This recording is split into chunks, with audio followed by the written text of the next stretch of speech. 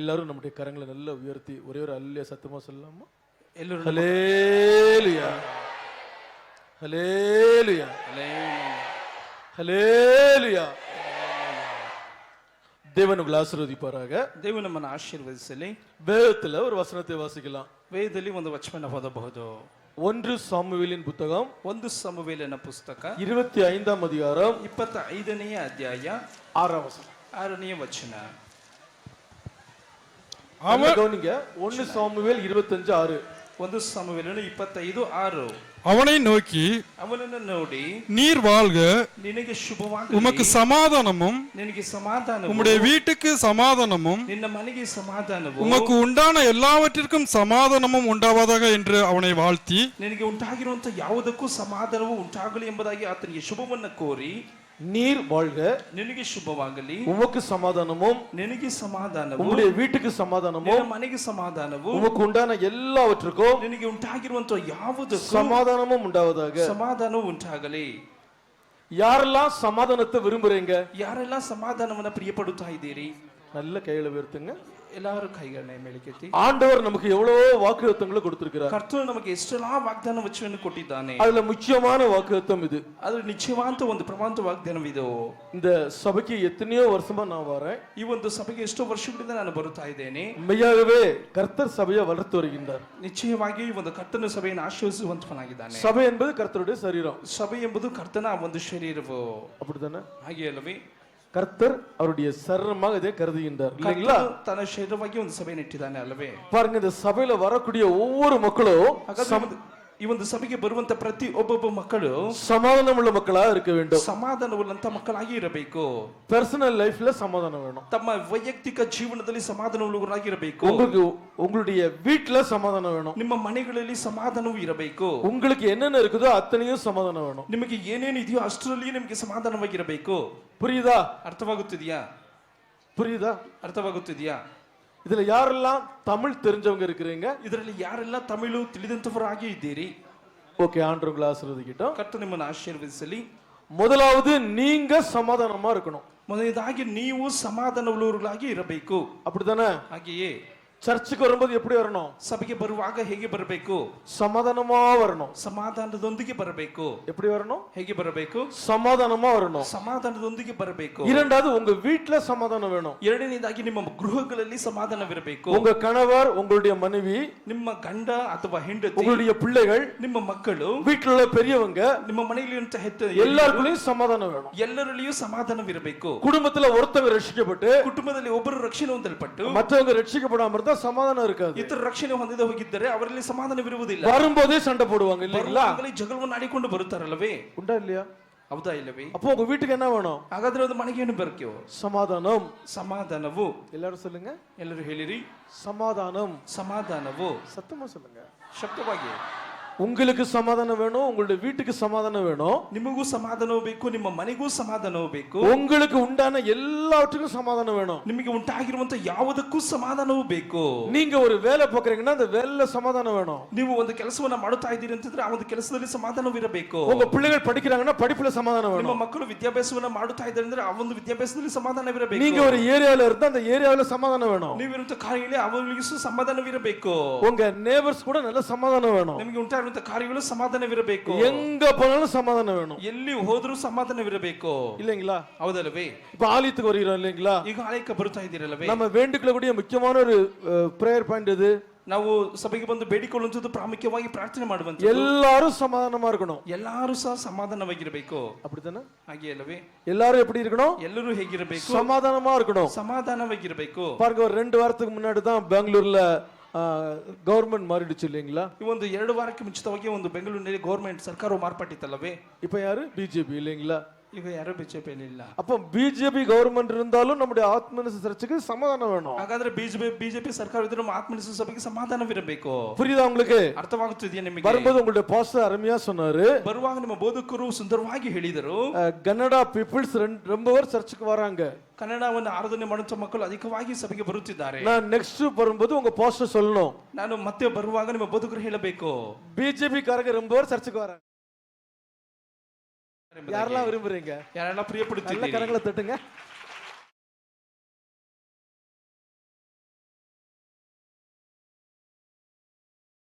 ಸಾಧಾರಣವಾದ ಜನರು ಬಂದ್ರೆ ಸಾಲದು.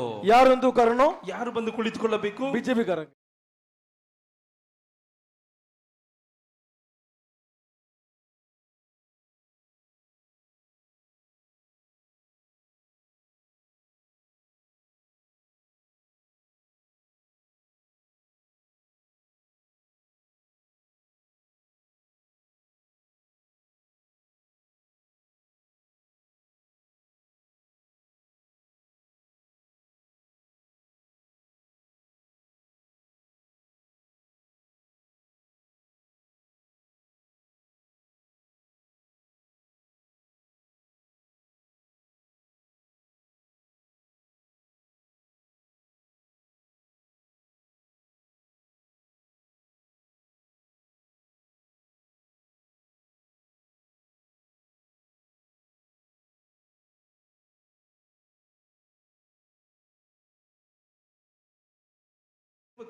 மூணாவது யாரு? ಮೂರನೇದಾಗಿ ಯಾರು? உங்க ஜெபம்.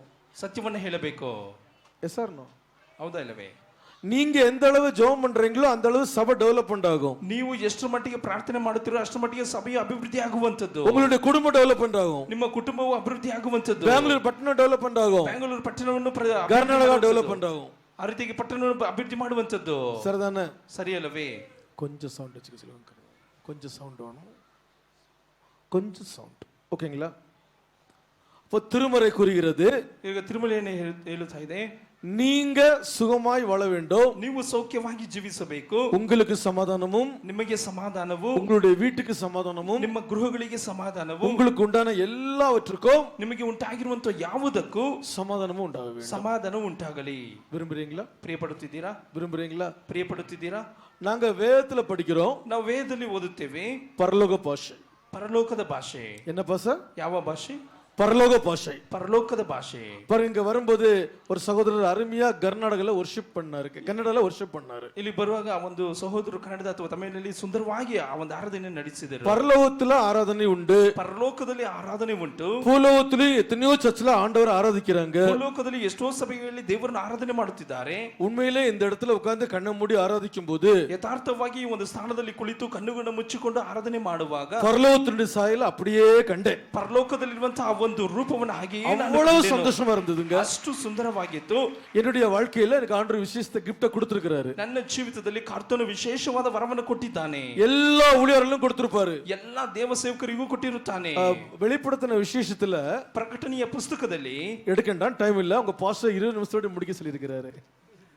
பலவிதமான கற்கள் உண்டு, ಅನೇಕ ವಿಧವಾದಂತಹ ಒಂದು ಹಳ್ಳಿಗಳು ಉಂಟು. அங்க கண்ணை மூடி ஜெபம் பண்ணும்போது ಕಣ್ಣುಗಳನ್ನು ಮುಚ್ಚಿ ಪ್ರಾರ್ಥನೆ ಮಾಡುವಾಗ லைட் ப்ளூ, லைட் ப்ளூல அவ்வளவு ஷார்ப்பா ஒரு நவரத்ன கல், ಲೈಟ್ ಬ್ಲೂ ಒಂದು ನವರತ್ನಗಳು, இந்த இடம் ஃபுல்லா கம்ப்ளீட்டா கவர் பண்ணுது. ಆ ಒಂದು ಸ್ಥಾನವು ಸಂಪೂರ್ಣವಾಗಿ மனசுக்கு அவ்வளவு சந்தோஷமா இருந்ததுங்க. ಮನಸ್ಸಿಗೆ ಅಷ್ಟೊಂದು ಸಂತೋಷವಾಗಿದೆ. இங்க நான் பெங்களூருக்கு ஊழியத்துக்கு வரனாலே மனசுக்கு சமாதானமா இருக்கும். ಇಲ್ಲಿ ಬೆಂಗಳೂರಿನ ಸೇವೆಗೆ ಬರುವುದಾದ್ರೆ ನನಗೆ ಅಷ್ಟು ಸಮಾಧಾನವಾಗಿರುತ್ತದೆ. எங்களுடைய வெள்ளூர் பட்டணத்துல ரொம்ப மக்கள் இங்க வெள்ளூர் இங்க பெங்களூர்ல இருக்கிறாங்க. ಆ ಒಂದು ಬೆಂಗಳೂರಿನವರು ಸಹ ಬೆಂಗಳೂರಿನಲ್ಲಿ ಸಹ ಅನೇಕ ಜನರು ಇದ್ದಾರೆ. அவங்க இந்த சர்ச்சுக்கு தான் வராங்க, ಅವರು ಈ ಒಂದು ಸಭೆಗೆ ಬರುತ್ತಿದ್ದಾರೆ. பட் என்னுடைய நாலேஜ்ல நான் பெங்களூருக்கு இப்ப வர்றதே கிடையாது. ಆದ್ರೆ ನನ್ನ ಮಟ್ಟಿಗೆ ತಿಳಿದಂತರಲ್ಲಿ ಬೆಂಗಳೂರಿಗೆ ಬರುವಂತ ಒಂದು ಯೋಚನೆ ಇರಲಿಲ್ಲ. என்னுடைய பையன் இந்த பிரசிடென்சில தான் இந்த வருஷம் தான் MBA முடிச்சான். ನನ್ನ ಆ ಒಂದು ಮಗನು ಈ ಒಂದು ಪ್ರಶ್ನೆಯಲ್ಲಿ ಈ ಒಂದು ವರ್ಷ MBA ಮುಗಿಸಿದ್ದಾನೆ. என் பையனை கூட பார்க்க வர மாட்டேன், ಆ ಒಂದು ಮಗನು ಸಹ ನೋಡಲು ಬರುವುದಿಲ್ಲ. நான் தெளிவா சொல்லுவேன், ನಾನು ಅರ್ಥಪೂರ್ಣವಾಗಿ ಹೇಳುತ್ತೇನೆ. சாமுவேல் பிரதர் இருக்கிறாரு, அவர் பாத்துக்குவாரு. ಸಾಮುವೇಲ್ ಬ್ರದರ್ ಇದ್ರಲ್ಲ, ಅವರು ನೋಡಿಕೊಳ್ಳುತ್ತಾರೆ. சப்போஸ் சில மக்கள் பெங்களூர்ல இருந்து வருவாங்க வெள்ளூருக்கு, ಕೆಲ ಮಕ್ಕಳು ಒಂದು ಬೆಂಗಳೂರಿನಿಂದ ಆ ಒಂದು ಬೆಳ್ಳೂರಿಗೆ ಬರುತ್ತಾರೆ. அவங்களுக்கு அட்ரஸ் கொடுத்து அனுப்புவேன், ಅವರಿಗೆ ಆ ಒಂದು ಅಡ್ರೆಸ್ ಅನ್ನು ಕೊಟ್ಟು ಕಳುಹಿಸುತ್ತಾರೆ. சாமுவேல் பிரதர் வரைக்கும் நான் பெரிய ஊழியக்காரன் கிடையாது, ಸಾಮುವೇಲ್ ಬ್ರದರ್ ಗಿಂತ ನಾನು ದೊಡ್ಡ ದೇವ ಸೇವಕನಲ್ಲ, முதலாவது நீ ஓன் சர்ச்சுக்கு போ, ಮೊದಲಾಗಿ ನೀನು ನಿನ್ನ ಸಭೆಗೆ ಹೋಗು. உங்களுக்கு புரியுதா? ನಿಮ್ಗೆ ಅರ್ಥವಾಗ್ತಿದ್ಯಾ? பலத்த கையில அடங்கி இருந்தாலே ஆட்டோமேட்டிக்கா ஆசீர்வாதம் வரும். ಬಲ ಅಧಿಕವಾಗಿ ಅಡಗಿದ್ರು ಸಹ ಅಧಿಕವಾಗಿ ಆಶೀರ್ವಾದ ಬರುತ್ತದೆ.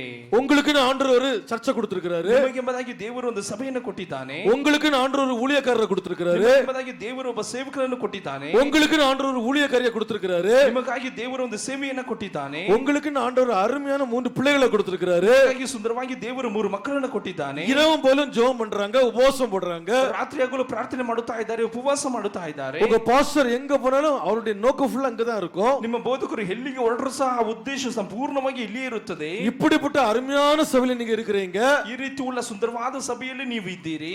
உங்க வாயில இருந்து இந்த வசனம் எப்பவுமே வரணும். ನಿಮ್ಮ ಬಾಯಿಗಳಿಂದ ಈ ಒಂದು ವಾಕ್ಯವು ಯಾವಾಗಲೂ ಸಹ ಬರಬೇಕು. நான் நல்லா இருக்கிறேன், ನಾನು ಸುಂದರವಾಗಿದ್ದೇನೆ.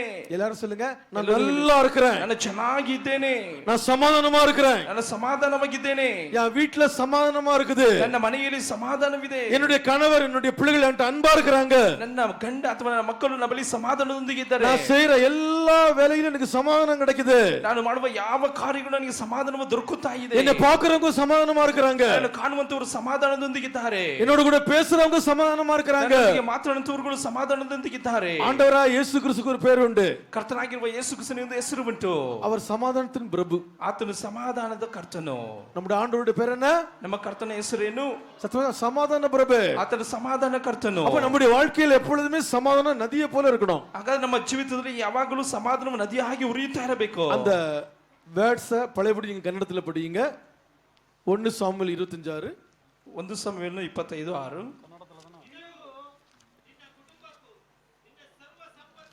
1 சாமுவேல் 26 வசனத்தை அப்படி திருப்பி படிங்க. கன்னடத்துல படிங்க.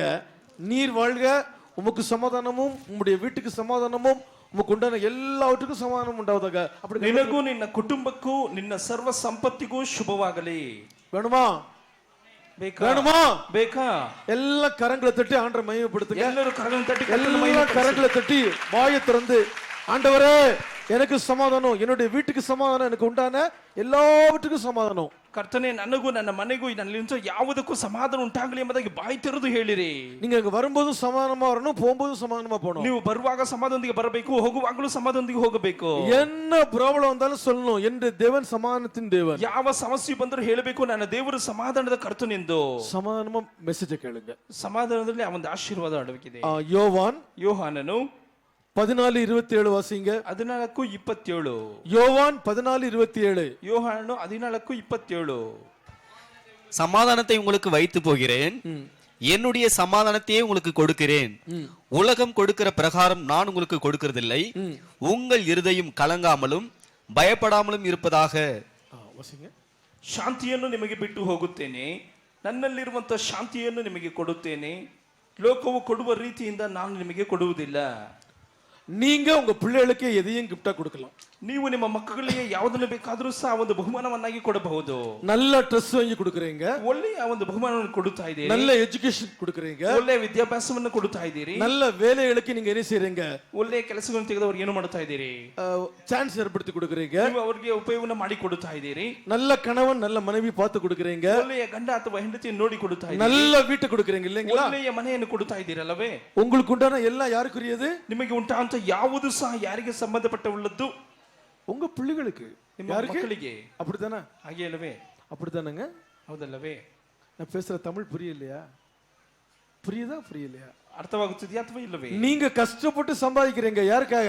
ನೀವು ಕಷ್ಟಪಟ್ಟು ಸಂಪಾದನೆ ಮಾಡುವಂತದ್ದು ಯಾರಿಗಾಗಿ? உங்க ஃபேமிலி, ನಿಮ್ಮ ಕುಟುಂಬ. முதல் பங்கு ஆண்டவருக்கு, 9 பங்கு உங்களுக்கு. அப்படித்தானே? ಮೊದಲನೆಯ ಪಾಲು ಕರ್ತನಿಗೆ, ನಂತರ ಪಾಲು ನಿಮಗೆ. அப்படித்தானே? ಹಾಗೆ ಅಲ್ಲವೇ? நாங்க எங்க சபையில அப்படித்தான் ஃபாலோ பண்ண வைக்கிறோம். ನಾವು ನಮ್ಮ ಸಭೆಯಲ್ಲಿ ಆ ರೀತಿಯಾಗಿ ಹಿಂಬಾಲಿಸುವಂತೆ ಮಾಡುತ್ತಿದ್ದೇವೆ. 10ல 1 யாருக்கு? ಅದರಲ್ಲಿ 1 ಯಾರಿಗೆ?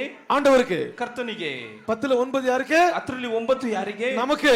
ನಮಗೆ. இல்லைங்களா? ಹೌದಲ್ಲವೇ? இதை விட எது பெஸ்ட் தெரியுமா? ಇದಕ್ಕಿಂತ ಉತ್ತಮವಾದಂತದ್ದು ಯಾವುದು ಗೊತ್ತಾ? உங்களுடைய பிள்ளைகளுடைய லைஃப்ல பீஸ்ஃபுல், சமாதானம் வேணும். ನಿಮ್ಮ ಮಕ್ಕಳ ಜೀವಿತದಲ್ಲಿ ಅವರ ಬದುಕಿನಲ್ಲಿ ಸಮಾಧಾನವಿರಬೇಕು.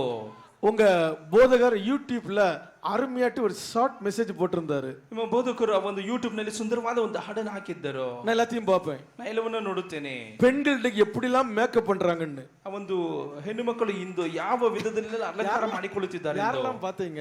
ಯಾರೆಲ್ಲ ನೋಡಿದ್ದೀರಿ? யாரெல்லாம் பொம்பளை பிள்ளைகள் வச்சிருக்கீங்க? ಯಾರೆಲ್ಲ ಹೆಣ್ಣು ಮಕ್ಕಳನ್ನ ಇಟ್ಟುಕೊಂಡಿದ್ದೀರಿ? யாருக்கெல்லாம் பொம்பளை பிள்ளைகள் இருக்குது? ಯಾರಿಗೆಲ್ಲ ಹೆಣ್ಣು ಮಕ್ಕಳು ಇದ್ದಾರೆ? உங்க போதகர் சொன்னபடி உங்க பெண் பிள்ளைகள் மேக்கப் பண்ணிட்டு வந்தா உங்களுக்கு எப்படி இருக்கும்? ನಿಮ್ಮ ಬೋಧಕರು ಹೇಳುವಂತ ರೀತಿಯಲ್ಲಿ ನಿಮ್ಮ ಮಕ್ಕಳು ಇದೇ ವಿಧದಲ್ಲಿ ಅಲಂಕಾರ ಮಾಡಿಕೊಂಡು ಬಂದ್ರೆ ಹೇಗಿರುತ್ತದೆ? ஹூலா இருக்குமா, எரியுமா? ನಿಮಗೆ ಸಮಾಧಾನವಾಗಿರುತ್ತದೆ ಅಥವಾ ಉರಿಯುತ್ತಾ ಇರುತ್ತದಾ? ப்ளீஸ் பதில் சொல்லுங்க. ಉತ್ತರವನ್ನು ಹೇಳಿ. எனக்கு ஒரே ஒரு பொம்பளை பிள்ளை இருக்கிறா. ನನಗೆ ಒಬ್ಬ ಹೆಣ್ಣು ಮಗಳಿದ್ದಾಳೆ. அவ சிஎம்சில படிக்கிறா, வெள்ளூர். ಅವಳು CMC ಒಂದು ವೆಲ್ಲೂರಿನಲ್ಲಿ ಓದುತ್ತಿದ್ದಾಳೆ. அவளுக்கு ஒரே ஒரு இன்ஸ்ட்ரக்ஷன் கொடுத்திருக்கிறேன். ಅವಳಿಗೆ ಒಂದೇ ಒಂದು ಖಂಡನೆಯನ್ನು ಖಂಡಿಸುವಿಕೆಯನ್ನು ಕೊಟ್ಟಿದ್ದೇನೆ. எந்த சூழ்நிலையா இருந்தாலும் சரி, ಯಾವ ಒಂದು ಘಟನೆ ಅಥವಾ ಪರಿಸ್ಥಿತಿ ಆಗಿದ್ದರೂ ಸರಿ, எந்த ஆணா இருந்தாலும் சரி, எந்த பெண்ணா இருந்தாலும் சரி, உன்னை டச் பண்ணி பேசக்கூடாது. ಯಾವ ಗಂಡುವಾಗಿದ್ದರೂ ಸರಿ ಅಥವಾ ಹೆಣ್ಣಾಗಿದ್ದರೂ ಸರಿ ನಿಮ್ಮನ್ನು ಮುಟ್ಟಿ ಮಾತನಾಡಬಾರದು. உடம்பு தெரியாப்படி நினைச்சக்கூடாது, ட்ரெஸ் போடக்கூடாது, ನಿಮ್ಮ ದೇಹವು ಕಾಣದಂತೆ ನೀವು ವಸ್ತ್ರಗಳನ್ನು ಧರಿಸಬಾರದು, உதட்டுல சாயம் பூசக்கூடாது, ನಿಮ್ಮ ಆ ಒಂದು ತುಟಿಯಲ್ಲಿ ಆ ಒಂದು ಬಣ್ಣವನ್ನು ಹಚ್ಚಬಾರದು, கண்ணுல மை போடக்கூடாது. கண்ணுல மை போட்டு அது வேஸ்ட். ಕಣ್ಣಿನ ಮೇಲೆ ಆ ಒಂದು ಕಡಿಗೆಯನ್ನು ಹಾಕಬಾರದು, ಹಾಕಿದ್ರೆ ಅದು ವೇಸಿಯು. எங்க பொண்ணோட ஹச்சோடி கூப்பிட்டு கேட்டாங்களாம், ಆ ಒಂದು ಹೆಣ್ಣಿನವರ ಆ ರೀತಿಗೆ ಸಂಬಂಧಪಟ್ಟು ಕೇಳಿದರಂತೆ, நீ என்னம்மா பக்கா டல்லா ட்ரெஸ் பண்றேன்னு சொல்லிக்கிட்டு. ನೀನು ಏನು ಅಧಿಕವಾಗಿ ಸ್ವಲ್ಪ ಡಲ್ ಆಗಿ ವಸ್ತ್ರವನ್ನು ಧರಿಸುತ್ತಾ ಇದ್ದಿ ಎಂಬುದಾಗಿ. என் பொண்ணு சொல்லிச்சா, எங்க அப்பா ஒரு பாஸ்டர், ನಮ್ಮ ಮಗಳು ಹೇಳಿದ್ರೆ ನಮ್ಮ ತಂದೆ ಒಬ್ಬ ಬೋಧಕರು, எங்க அப்பாவுக்கு இதெல்லாம் பிடிக்காது, ನಮ್ಮ ತಂದೆಗೆ ಅದೆಲ್ಲ ಇಷ್ಟವಾಗುವುದಿಲ್ಲ. பெத்த தகப்பனுக்கு இது பிடிக்காது, ஆண்டவருக்கு பிடிக்குமா? ಎತ್ತಂತ ತಂದೆಗೆ ಇದು ಇಷ್ಟವಾಗುವುದಿಲ್ಲ, ಕರ್ತನಿಗೆ ಇಷ್ಟವಾಗುತ್ತದಾ? இப்ப நீங்க உங்க பிள்ளைகளுடைய சமாதானத்துக்கு என்னெல்லாமோ பண்றீங்க. ನೀವು ನಿಮ್ಮ ಮಕ್ಕಳ ಸಮಾಧಾನಕ್ಕಾಗಿ ಏನೆಲ್ಲ ಮಾಡುತ್ತಾ ಇದ್ದೀರಿ. ஆண்டவர் பண்ணுவாரா மாட்டாரா? ಕರ್ತನು ಮಾಡುತ್ತಾನ ಅಥವಾ ಇಲ್ಲವೇ? ஆண்டவர் நமக்கு ப்ராமிஸ் பண்ணியிருக்கிறாரு, ಕರ್ತನು ನಮಗೆ ವಾಗ್ದಾನ ಮಾಡಿದ್ದಾನೆ, என்னுடைய சமாதானத்தையே நான் உங்களுக்கு கொடுக்கிறேன், ನನ್ನ ಸಮಾಧಾನವನ್ನ ನಾನು ನಿನಗೆ ಕೊಡುತ್ತಿದ್ದೇನೆ, உலகம் கொடுக்கிற பிரகாரம் நான் உங்களுக்கு கொடுப்பது இல்லை, ಈ ಒಂದು ಲೋಕವು ಕೊಡುವಂತ ರೀತಿಯಲ್ಲಿ ನಾನು ಕೊಡುವುದಿಲ್ಲ. உங்களுடைய இருதயம் பயப்படாமலும் கலங்காமலும் இருப்பதாக. ನಿಮ್ಮ ಹೃದಯವು ಭಯಪಡದೆ ಅಥವಾ ಕಳವಳಗೊಳ್ಳದೆಯೂ ಇರಲಿ. நான் இந்த இடத்துல விட்னஸா சொல்றேங்க, ನಾನು ಈ ಒಂದು ಸ್ಥಾನದಲ್ಲಿ ಒಂದು ಸಾಕ್ಷಿಯಾಗಿ ಹೇಳುತ್ತೇನೆ. இதே ஒசூர்ல, ಇದೇ ಹೊಸೂರಿನಲ್ಲಿ அதிகமான இன்ஜினியரிங் காலேஜ்ல என் பையன் 4 வருஷம் படிச்சான், பிஇ மெக்கானிக்கல். ಅದೇ ಆ ಒಂದು ಇಂಜಿನಿಯರಿಂಗ್ ಕಾಲೇಜಲ್ಲಿ ನನ್ನ ಮಗನು 4 ವರ್ಷ ಓದಿದನು, ಬಿ ಮೆಕ್ಯಾನಿಕ್ ಕಾಲೇಜ್. 2 வருஷம் பிரசிடென்சில MBA படிச்சான். 2 ವರ್ಷ ಪ್ರೆಸಿಡೆನ್ಸಿಯಲ್ಲಿ 2 ವರ್ಷ ಓದಿದ್ದಾನೆ. அவன் ஆக்சுவலா லாஸ்ட் வீக் தான் அவனுக்கு கோர்ஸ் முடிஞ்சது. ಕಳೆದಂತ ವಾರದಲ್ಲಿ ಅವನ ಒಂದು ವಿದ್ಯಾಭ್ಯಾಸ ಮುಗಿಯಿತು. நம்புங்க ஒரு நாள் அவனுடைய ஹாஸ்டல்ல போய் நான் விசிட் பண்ணது கிடையாது. ನೀವು ನಂಬಿದ್ರೆ ನಂಬಿರಿ, ಇಲ್ಲ ಬಿಡಿ, ಒಂದು ದಿನಕ್ಕೂ ನಾನು ಒಂದು ಹಾಸ್ಟೆಲ್ ಹೋಗಿ ವಿಚಾರಣೆ ಮಾಡಿರುವಂತದ್ದು ಇಲ್ಲ. என்னுடைய பையனை பற்றி எனக்கு நம்பிக்கை உண்டு. ನನ್ನ ಮಗನನ್ನು ಕುರಿತಾಗಿ ನನಗೆ ನಂಬಿಕೆ ಉಂಟು. உங்களுக்கு புரியுதா? ನಿಮಗೆ ಅರ್ಥವಾಗುತ್ತಿದೆಯಾ? நான் உண்மையிலே இந்த இடத்துல விட்னஸா சொல்றேங்க, அவனுக்கு 23 வயசு முடியுது. ನಾನು ಈ ಮಧ್ಯದಲ್ಲಿ ಸಾಕ್ಷಿಯಾಗಿ ಹೇಳುತ್ತಾ ಇದ್ದೇನೆ, ಅವನಿಗೆ ಸುಮಾರು 23 ವರ್ಷವಾಗುತ್ತಿದೆ. யாராவது பொம்பளை பிள்ளை அவனை தொட்டு பேசினா பட்டுன்னு கையில அடிச்சிருவான். ಯಾರಾದರೂ ಹೆಣ್ಣು ಮಗಳು ಅವನನ್ನು ಮುಟ್ಟಿ ಮಾತಾಡಿದ್ರೆ ತಟ್ಟನ ಹಾಗೆಯೇ ಹೊಡೆಯುತ್ತಾನೆ. நான் கண்ணார பார்த்திருக்கேன், சந்தோஷமா இருக்குது. ನಾನು ಕಣ್ಣಾರೆ ಕಂಡಂತವನಾಗಿ ನನಗೆ ಸಂತೋಷವಾಗುತ್ತಿದೆ. அப்போ என் மனசுல சமாதானம் இருக்கும். ಹಾಗಾದ್ರೆ ನನ್ನ ಮನದಲ್ಲಿ ಸಮಾಧಾನ என் ಇರುತ್ತದೆ. பிள்ளைகளுக்கு என்ன இருக்குதோ இல்லையோ ஒழுக்கம் இருக்குது. ನನ್ನ ಮಕ್ಕಳಿಗೆ ಏನು ಇದೆಯೋ ಇಲ್ಲವೋ ಅಥವಾ ಒಂದು ಸರಿಯಾದ ಒಂದು ಮಾರ್ಗವಿದೆ. உங்களுக்கு அந்த விருப்பம் உண்டா? ನಿಮಗೂ ಸಹ ಅದು ಪ್ರಿಯೆಯುಂಟಾ? குடும்பத்துல என்ன வேணும்? ಕುಟುಂಬದಲ್ಲಿ ಏನು ಅವಶ್ಯಕತೆ? சமாதானம். ಸಮಾಧಾನವು. இந்த சமாதானத்தை யார் தான் கொடுப்பாரு? ಸಮಾಧಾನವನ್ನು ಯಾರು ತಾನೇ ಕೊಡುತ್ತಾರೆ? ஆண்டவரா இயேசு கிறிஸ்து மாத்திரமே. ಕರ್ತನಾಗಿರುವ ಯೇಸು ಕ್ರಿಸ್ತನು ಮಾತ್ರವೇ. நான் தஞ்சாவூர்ல ஆத்மேஸ்வர் சர்ச்சுக்கு வரும்போது ಅಶುದ್ಧಾವಿ பிடிச்சு அவ்வளவு ಕಷ್ಟಪಟ್ಟேன். ನಾನು ತಂಜಾವೂರಿನಲ್ಲಿ ಆತ್ಮನಿಸ ಸಭೆಗೆ ಬರುವಾಗ ಆ ಒಂದು ಅಶುದ್ಧಾತ್ಮವನ್ನ ಹಿಡಿದಂತವನಾಗಿ ಅಷ್ಟೆಲ್ಲ ಕಷ್ಟಪಟ್ಟೆ. எனக்கு சமாதானத்தையும் விடுதலையும் கொடுத்தது ஆண்டவராகிய இயேசு கிறிஸ்து. ನನಗೆ ಸಮಾಧಾನವನ್ನು ಬಿಡುಗಡೆಯನ್ನು ಕೊಟ್ಟಿರುವಂತದ್ದು ಕರ್ತನಾಗಿರುವ ಯೇಸು ಕ್ರಿಸ್ತು. நான் இயேசு கிறிஸ்து ஏற்றுக்கொண்ட ஒரே காரணத்துக்காக எங்க வீட்ல இருந்து என்ன 12 வருஷம் ஒதுக்கி வச்சிருந்தாங்க. ಯೇಸು ಕ್ರಿಸ್ತನು ಅಂಗೀಕರಿಸಿದ ಒಂದೇ ಕಾರಣಕ್ಕಾಗಿ ನನ್ನ ಮನೆಯನ್ನು ಬಿಟ್ಟು 12 ವರ್ಷ ಹೊರಗಡೆ ತಳ್ಳಿ ಇಟ್ಟರು. கல்யாணம் ஆனதுக்கு பிறகு கூட என்னையும் என் மனைவியும் எங்க வீட்ல சேர்க்கவே இல்ல. ಮದುವೆ ಆದಾಗಲೂ ಸಹ ನನ್ನನ್ನು ಪತ್ನಿಯನ್ನು ಮನೆಯವರಿಗೆ ಸೇರಿಸಲೇ ಇಲ್ಲ. எங்க அம்மாவுடைய சாவுக்கு தான் என்னுடைய மனைவியை நான் வீட்டுக்கு கூட்டி போனேன். ನನ್ನ ತಾಯಿಯ ಒಂದು ಮರಣದಿಂದ ನನ್ನ ಪತ್ನಿಯನ್ನು ನನ್ನ ಮನೆಗೆ ಕರೆದುಕೊಂಡು ಹೋದೆ. உறவுகள் சமாதானம் கொடுக்காது. ಈ ಒಂದು ಲೋಕದವ ಸಮಾಧಾನ ಕೊಡುವುದಿಲ್ಲ. இனಜன ಬಂಧುಗಳು ಸಮಾಧಾನ கொடுக்க ಮಾட்டாங்க. ಲೋಕದಲ್ಲಿ ಇರುವಂತವರು ಸಮಾಧಾನ ஜாதி ஜனம் சமாதானம் கொடுக்காது. ಜಾತಿ ಸಂಪತ್ತುಗಳು ಸಮಾಧಾನವನ್ನು ಕೊಡುವುದಿಲ್ಲ. பணம் சமாதானம் கொடுக்காது. ಹಣವು ಸಮಾಧಾನವನ್ನು ಕೊಡುವುದಿಲ್ಲ. இருதயம் பயப்படாமலும் கலங்காமலும் இருக்கத்தக்க தெய்வீக சமாதானம் இயேசு மட்டும் தான் கொடுப்பாரு. ಹೃದಯವು ಭಯಪಡದೆ ಕಳವಳಗೊಳ್ಳದೆ ಇರುವುದಕ್ಕಾಗಿ ದೇವರು ಮಾತ್ರವೇ ಸಮಾಧಾನ ಕೊಡಲು ಸಾಧ್ಯ. இன்னைக்கு நான் இயேசுவை நம்ப ஆரம்பிச்சு கரெக்டா 30 வருஷம் ஆகுது. ಇಂದು ಯೇಸು ಕ್ರಿಸ್ತನ ನಂಬಲು ಆರಂಭಿಸಿ ಸುಮಾರು ಒಂದು 30 ವರ್ಷಗಳಾಗುತ್ತಾ ಇವೆ. 89ல தஞ்சாவூர்ல காவிரி கரையில ஆசீர்வாதம் எனக்கு ஞானஸ்நானம் கொடுத்தாரு. 89ರಲ್ಲಿ ತಂಜಾವೂರಿನಲ್ಲಿ ಆ ಒಂದು ಕೆರೆಯಲ್ಲಿ ಆಶೀರ್ವಾದವನ್ನು ನನಗೆ ದೀಕ್ಷಾಸ್ನಾನ ಕೊಟ್ಟರು. 30 வருஷம் ஆகுது. 30 ವರ್ಷಗಳಾಗುತ್ತಿವೆ. என்னுடைய வாழ்க்கையில எந்த குறையும் இல்ல. ನನ್ನ ಜೀವಿತದಲ್ಲಿ ಯಾವುದೇ ವಿಧವಾದ ಕೊರತೆಯೂ ಇಲ್ಲ. எந்த பிரச்சனை வந்தாலும் சமாதானமா இருப்பேன். ಯಾವ ಸಮಸ್ಯೆ ಬಂದರೂ ಸಮಾಧಾನವಾಗಿರುತ್ತೇನೆ. மனைவி பிள்ளைகள் எல்லாரும் இருக்கிறாங்க. ಪತ್ನಿ ಮಕ್ಕಳು ಎಲ್ಲರೂ ಸಹ ಇದ್ದಾರೆ. ஆக்சுவலி நல்ல அருமையான திருச்சியை கொடுத்திருக்காரு. ಅವರು ಒಂದು ಒಳ್ಳೆಯ ಸುಂದರವಾದ ಒಂದು ಕುಟುಂಬವನ್ನು ಕೊಟ್ಟಿದ್ದಾನೆ. கொஞ்சம் இருந்தாலும் சந்தோஷமா இருக்கிறேன். ಸ್ವಲ್ಪವಾಗಿದ್ರೂ ಸಮಾಧಾನವಾಗಿದ್ದೇನೆ. ஏதாச்சும் முக்கியமான பிரச்சனை இருந்தா நான் சாமுவேல் போயிட்டு தான் கவுன்சிலிங் கேட்பேன். ಎಲ್ಲಾವುಗಳಲ್ಲಿ ಪ್ರಾಮುಖ್ಯತೆಯಾಗಿ ಸಮೀಪದಲ್ಲಿ ಹೋಗಿ ನಾನು ಕೌನ್ಸಿಲಿಂಗ್ ಕೇಳುತ್ತೇನೆ. +2 முடிச்ச முடிச்ச உடனே என்னுடைய மக சம்பந்தமா ஒரு முக்கியமான விஷயத்த நான் உங்க பாஸ்டர்ட்ட கேட்டேன். 12ನೇ ತರಗತಿ ಮುಗಿಸಿದ ನಂತರವಾಗಿ ಪ್ರಾಮುಖ್ಯವಾದ ಕಾರ್ಯದಲ್ಲಿ ನಾನು ಬೋಧಕರ ಬಳಿ ಕೇಳಿದೆ. உங்க பாஸ்டர் தான் எனக்கு ஒரு கவுன்சிலிங் கொடுத்தாரு. ನಿಮ್ಮ ಬೋಧಕರೇ ನನಗೆ ಆ ಒಂದು ಉತ್ತರವನ್ನ ಸರಿ ಅಂತ ಒಂದು ತೀರ್ಮಾನ ಕೊಟ್ಟರು. என்ன படிக்கிறாளோ நல்லா படிக்கட்டும், ಅವರು ಏನನ್ನ ಓದುತ್ತಿದ್ದಾರೋ ಚೆನ್ನಾಗಿ ಓದಲಿ. படிக்கிற வயசுல தான் படிக்க முடியும். ಓದುವಂತ ವಯಸ್ಸಿನಲ್ಲೇ ಓದಬೇಕು. உங்களுக்கு புரியுதா? ನಿಮಗೆ ಅರ್ಥವಾಗುತ್ತಿದೆಯಾ? சமாதானம் வேணும். ಸಮಾಧಾನ ಬೇಕು. எல்லாரும் சொல்லுங்க, ಎಲ್ಲರೂ ಹೇಳಿರಿ. சமாதானம் வேணும். ಸಮಾಧಾನವೂ ಬೇಕು. நீங்க மார்னிங் கஞ்சி குடிச்சா கூட சமாதானமா குடிக்கணும். ನೀವು ಬೆಳಿಗ್ಗೆ ಒಂದು ಗಂಜಿಯನ್ನು ಕುಡಿದರೂ ಸಹ ಸಮಾಧಾನದಿಂದ ಕುಡಿಯಬೇಕು. டெய்லி 500 ரூபாய் லேபர்னாலும் சமாதானமா வாங்கணும். ದಿನದಲ್ಲಿ ಆ ಒಂದು 500 ರೂಪಾಯಿ ಸಂಪಾದನೆ ಮಾಡಿದ್ರೆ ಸಮಾಧಾನ ತೆಗೆದುಕೊಳ್ಳಬೇಕು. உங்க பொண்ணுக்கு நகையே போடாம சும்மா கட்டி கொடுத்தா கூட அவன் சமாதானமா கூட்டி போணும். ನಿಮ್ಮ ಮಗಳನ್ನ ಯಾವುದೇ ಒಂದು ಬೆಲೆ ಬಂಗಾರ ಹಾಕದೆ ಕೊಡುವುದಾದ್ರೆ ಸಮಾಧಾನದಿಂದ ಕಲಿಸಬೇಕು. அந்த சமாதானத்தை கொடுக்கக்கூடிய ஒரே கடவுள் யாரு? ಆ ಒಂದು ಸಮಾಧಾನವನ್ನು ಕೊಡುವಂತ ಒಬ್ಬನೇ ಕರ್ತನು ಯಾರು? சத்தமா சொல்லுங்க, ಶಬ್ದವಾಗಿ ಹೇಳಿರಿ. இயேசு கிறிஸ்து. ಯೇಸು ಕ್ರಿಸ್ತನು இந்த சமாதானத்தை பெற்றுக்கொள்ள ಈ ಒಂದು ಸಮಾಧಾನವನ್ನು ಹೊಂದಿಕೊಳ್ಳುವುದಕ್ಕಾಗಿ வேதத்துல ஒரே ஒரு சாப்டர் வாசிக்கிறேன். ವೇದದಲ್ಲಿ ಒಂದೇ ಒಂದು ವಾಕ್ಯವನ್ನು ಓದುತ್ತೇನೆ. ஜெபம் பண்ணுவோம், ಪ್ರಾರ್ಥನೆ ಮಾಡೋಣ. எடுங்க 1 தெசலோனிக்கேயர். 1 தெசலோனிಕದವರು எல்லாரும் எடுத்துங்க ப்ளீஸ். 1 தெசலோனிக்கேயர் 1 தெசலೋನಿಕದವರು அந்த கடைசி 5 வசனம் எடுத்துக்கங்க. ಕಡೆಯದಾಗಿ 5ನೇ ಭಾಗ್ಯವನ್ನು ತೆಗೆದುಕೊಳ್ಳಿ. 16ல இருந்து வாசிங்க. 16ல இருந்து 23 வரைக்கும் வாசிங்க. எப்பொழுதும் சந்தோஷமாயிருங்கள், இடைவிடாமல் ஜெபம் பண்ணுங்கள், எல்லாவற்றிலையும் ஸ்தோத்திரம் செய்யுங்கள். அப்படி செய்வதே கிறிஸ்து இயேசுவுக்குள் உங்களை குறித்து தேவனுடைய சித்தமா இருக்கிறது. ஆவியை அவித்து போடாதிருங்கள், தீர்க்க தரிசனங்களை அற்பமா எண்ணாதிருங்கள், எல்லாவற்றையும் சோதித்து பார்த்து நலமானதை பிடித்துக் கொள்ளுங்கள், பொல்லாங்காய் தோன்றுகிற எல்லாவற்றையும் விட்டு விலகுங்கள். சமாதானத்தின் தேவன் தாமே உங்களை முற்றிலும் பரிசுத்தமாக்குவாராக. உங்கள் ஆவி, ஆத்துமா, சரீரம் முழுவதும் நம்முடைய கர்த்தராகிய இயேசு கிறிஸ்து வரும்போது குற்றமற்றதா இருக்கும்படி காக்கப்படுவதாக. கவனிங்க, ಗಮನಿಸಿರಿ. உங்களுடைய ஆவி, ஆத்துமா, சரீரம், ನಿಮ್ಮ ಆತ್ಮವು ಮನಸ್ಸು ಶರೀರವು சுத்தமா இருந்தா ಶುದ್ಧವಾಗಿದ್ದರೆ எப்பொழுதுமே சமாதானம் இருக்கும். ಯಾವಾಗಲೂ ಸಮಾಧಾನವು ಇರುತ್ತದೆ. உடம்பும் சுத்தமா இருக்கணும், மனசும் சுத்தமா இருக்கணும். ಶರೀರವು ಶುದ್ಧವಾಗಿರಬೇಕು, ಮನಸ್ಸು ಸಹ ಶುದ್ಧವಾಗಿರಬೇಕು. உங்களுக்கு புரியுதா? ನಿಮಗೆ ಅರ್ಥವಾಗುತ್ತಿದೆಯಾ? ஆண்களா இருந்தாலும் சரி, பெண்களா இருந்தாலும் சரி, உடம்பும் சுத்தமா இருக்கணும், ಗಂಡಸರಾಗಿದ್ದರೂ ಸರಿ, ಹೆಂಗಸರಾಗಿದ್ದರೂ ಸರಿ, ಆ ಒಂದು ನಿಮ್ಮ ಮನಸ್ಸು ಶುದ್ಧವಾಗಿರಬೇಕು, உடம்பும் சுத்தமா இருக்கணும். ನಿಮ್ಮ ಶರೀರವು ಶುದ್ಧವಾಗಿರಬೇಕು. இதுதான் சமாதானத்துக்கு பேசிக். ಇದುವೇ ಆ ಒಂದು ಸಮಾಧಾನಕ್ಕೆ ಮೊದಲನೇ ಅಡಿಪಾಯವು. திருமறை கூறுகிறது, ಈ ರೀತಿ ತಿರುಮಲ ಹೇಳುತ್ತಾ ಇದೆ, எப்பொழுதும் சந்தோஷமாக இருங்கள். ಯಾವಾಗಲೂ ಸಹ ಸಂತೋಷವಾಗಿರ್ರಿ.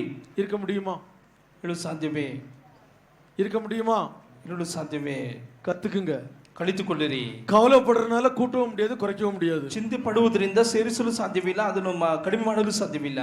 இதே வெள்ளூர்ல நாங்க ஊழியத்துக்கு போகும்போது, ಇದೇ ವೆಲ್ಲೂರಿನಲ್ಲಿ ನಾವು ಸೇವೆಗೆ ಹೋಗುವಾಗ படுக்க பாய் இல்லாம தலையணை இல்லாம 6 மாசம் என்ன செஞ்சாங்க, ಮಳೆಕೊಳ್ಳಲು ಹಾಸಿಗೆ ಇಲ್ಲದೆ ನಾವು 6 ತಿಂಗಳು ಕಷ್ಟಪಟ್ಟವಂತವಾಗಿದ್ದೇವೆ. ஆகவே இன்னைக்கு எல்லா சூழ்நிலைக்கும் சமானமா இருக்க முடியும். ಆದ್ದರಿಂದ ಇಂದು ಎಲ್ಲವುಗಳಿಗೂ ಸಮಾನವಾಗಿರಲು ಸಾಧ್ಯವೋ? சமாதானம் என்பது மனசுல தான் இருக்குது. ಸಮಾಧಾನವೆಂಬುದು ಮನಸ್ಸಿನಲ್ಲಿ ಇದೆ. திருமறை சொல்லுது எப்பவும் சந்தோஷமா இரு. ಒಂದು ಪುಣ್ಯ ಕಾರ್ಯಗಳು ಹೇಳುತ್ತಾರೆ, ಯಾವಾಗಲೂ ನೀವು ಸಮಾಧಾನವಾಗಿರು, இடைவிடாம ஜெபம் பண்ணு, ಎಡಬಿಡದೆ ಪ್ರಾರ್ಥನೆಯನ್ನ ಮಾಡು. நீங்க ப்ளீஸ், இது கொஞ்சம் அப்படியே ரிலேட்டடா வரும்.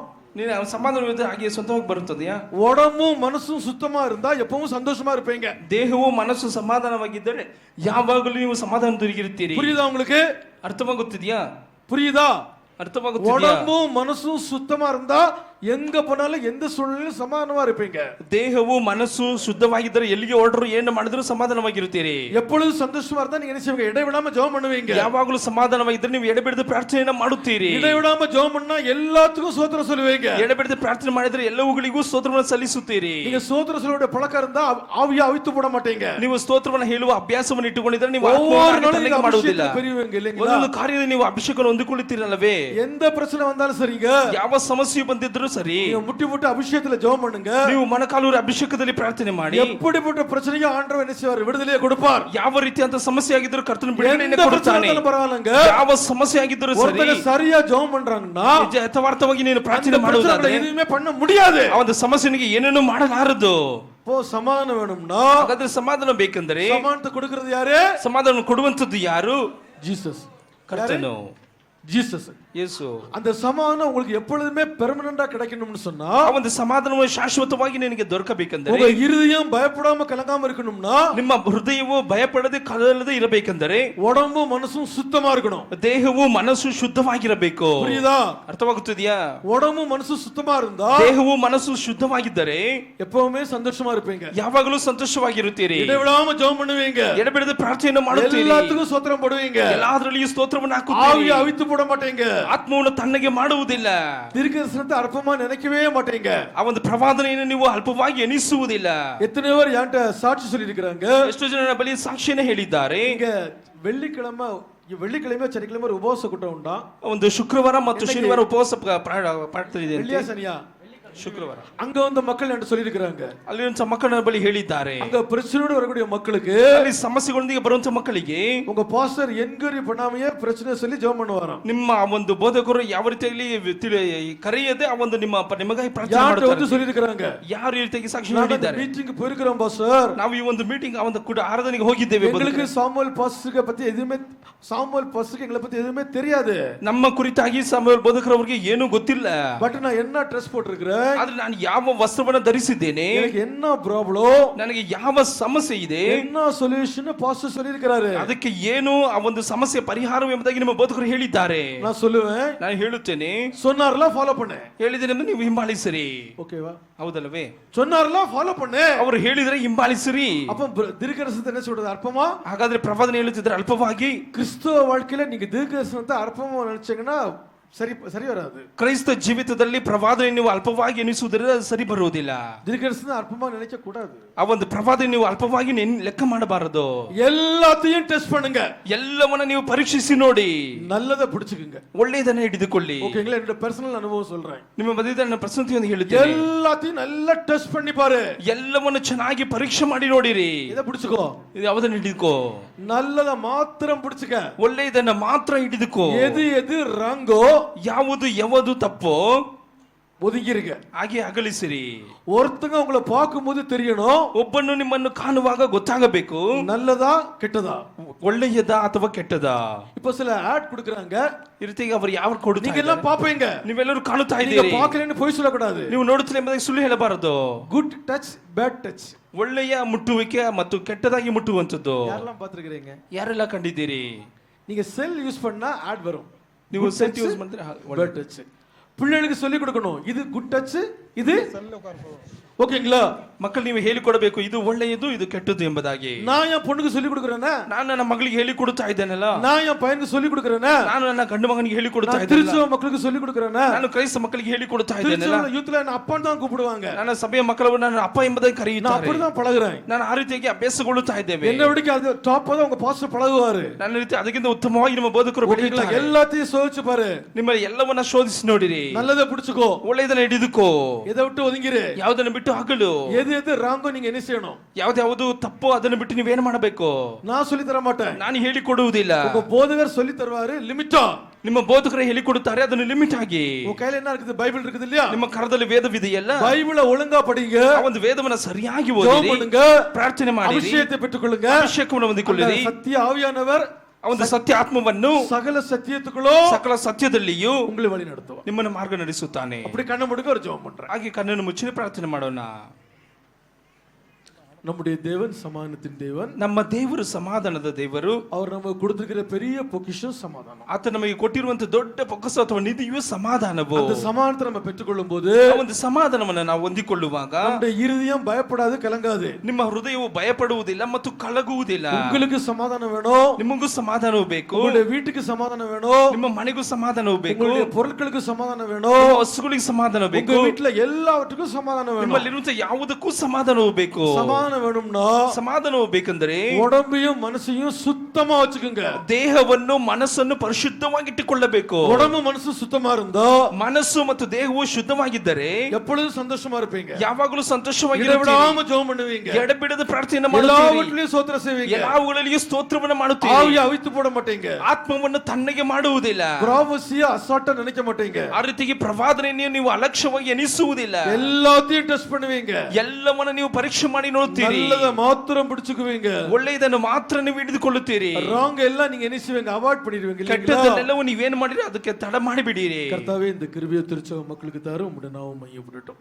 இயேசுவின் நாமத்தில் பிதாவே.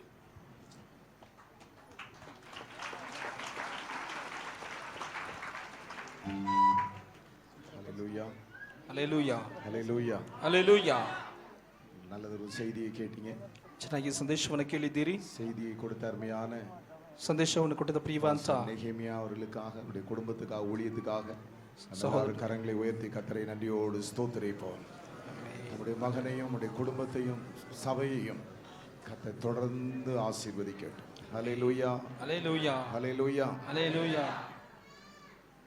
நாங்கள் ரட்சிக்கப்பட்டதிலிருந்து ನಾವು ರಕ್ಷಣೆ ಹೊಂದಲ್ಪಟ್ಟದ್ದರಿಂದ 30 வருஷமாய் நாங்கள் இருவரும் 30 ವರ್ಷದಿಂದ ನಾವಿಬ್ಬರು சகோதரர்கள், நண்பர்கள். ಸಹೋದರರು ಮತ್ತು ಸ್ನೇಹಿತರು. ஹல்லேலூயா. ಹಲ್ಲೆಲೂಯಾ. ஒரே நிமிஷம், தயவுசெய்து தப்பா நினைக்காதீங்க. 30 வருஷத்துக்கு முன்னாடி உங்க சாமுவேல் பிரதர் எப்படி பார்த்தனோ 30 ವರ್ಷಗಳ ಹಿಂದಾಗಿ ನಾನು ನಿಮ್ಮ ಬದುಕನ್ನು ಹೇಗೇನೋ ಕಾಣ இன்னைக்கு அதை விடக்கும் ஹம்பிளா இருக்கிறாரு. ಇಂದು ಅದಕ್ಕಿಂತಲೂ ತಾಳ್ಮೆಯುಳ್ಳವನಾಗಿದ್ದೇನೆ. ஆண்டவர் அவரை எங்கேயோ கொண்டு போயிட்டாரு. ಕರ್ತನು ಅವರನ್ನ ಎಲ್ಲಿಗೋ ಕರೆದುಕೊಂಡು ಹೊರಟನು. ஆனாலும் பல ஆள்கிட்ட அப்படித்தான் இருக்கிறாரு. ಆದರೂ ಸಭ್ಯಾಸದಲ್ಲಿ ಹಾಗೇ ಇದ್ದಾರೆ. அவரை பார்த்து கத்துக்குங்க. ಅವರನ್ನ ನೋಡಿ ಕಲಿತುಕೊಳ್ಳಿರಿ.